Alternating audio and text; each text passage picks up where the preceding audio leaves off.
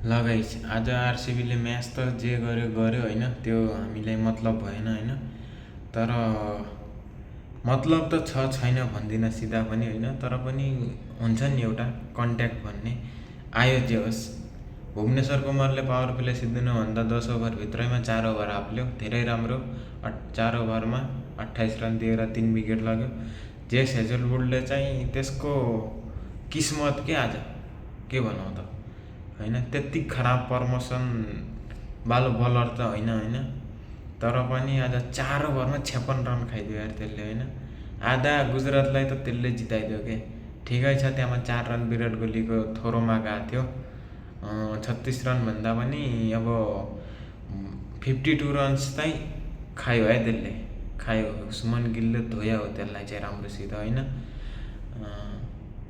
राम्रो बलर भने पनि हुँदैन होइन, अब कुन दिन कसको लक खराब हुन्छ त्यो थाहा हुँदैन होइन, त्यही हो क्या।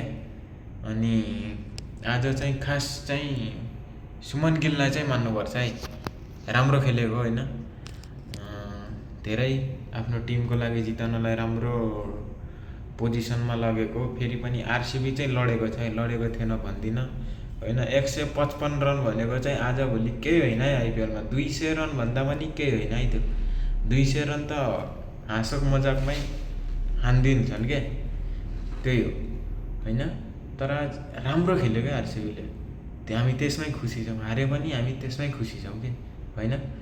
के खेल्यो भन्दाले चाहिँ होइन, अनि पावर 10 ओभरभित्रै भुवनेश्वर कुमारलाई बलिङ गराइदियो होइन। अनि अनि जेस हेजलवुडले हल्का महँगो ओभर भएको थियो, केही छैन, त्यही पनि राम्रै गरेको हो। बिचबिचमा कमब्याक पनि गरेको हो होइन। अनि रोमाडो के भन्छन् त्यो काला आउँछ नि त्यो साउथ अफ्रिकाको, बडो खतरनाक छ त्यो चलो।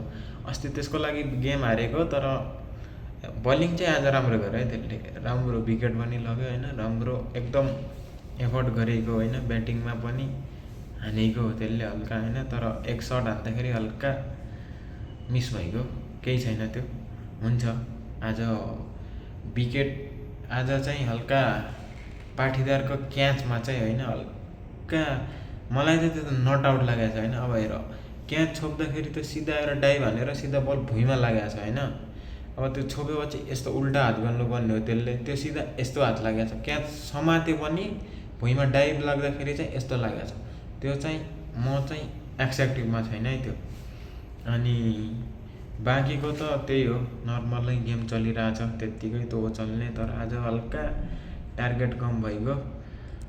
मैले सोचेको थिएँ आरसिबी जित्ला भनेर, अब लगेको गुजरातले चाहिँ होइन। अब ठिकै छ, एक दिन हार एक दिन जित हुने हो। अझ पनि 6-7 अझ पनि 5 म्याच खेल्नु छ होइन। 5 म्याचमा अझ 3-4 म्याच जितिहाल्छन्, चिन्ता छैन। एक म्याच हारे पनि, नत्र हार्ने त होइनन्, त्यति छैन। त्यही हो क्या, लक हुनुपर्छ, लक भएपछि सबै हुन्छ भने। अनि मेरो युट्युब च्यानललाई चाहिँ सबैले सब्सक्राइब गरिदिनु होला है गाइस। नयाँ च्यानल हो होइन, अब फटाफट सपोर्ट गरिदिनु पऱ्यो क्या सबैले। यसमा 1K सब्सक्राइबर पुगाउनु पऱ्यो छिटोभन्दा छिटो होइन। ब्लग चाहिँ डेली भन्दा पनि कति बेला चालु नै छ, डेली त गर्न सकिँदैन। अहिले चाहिँ फेरि रातिको 12:30 बजेको छ क्या, त्यसैले म यता बसेर ब्लग बनाउँदैछु। अनि दिउँसो उता तल्ली गयो भने यस्ता गाडी आइरहन्छन् होइन, साउन्ड त्यति इफेक्ट आउँदैन क्या त्यसमा, मतलब पुरा घडघड सुनिन्छ, मेरो भोइसै सुन्दैन होइन क्या त्यसमा। अनि म चाहिँ अहिले 12 राति 12:30 बजे राति चाहिँ यता सिडीमा बसेर ब्लग बनाउँदैछु कि। ब्लग के गर्नु पऱ्यो त गाइस, बनाउनु पऱ्यो त हो।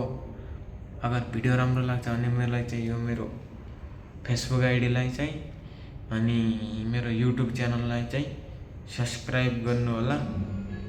मिल्नेवाला छ यस्तै नयाँ भिडियोमा त अहिलेलाई यति नै, मिल्छ यस्तै नयाँ भिडियोमा है त।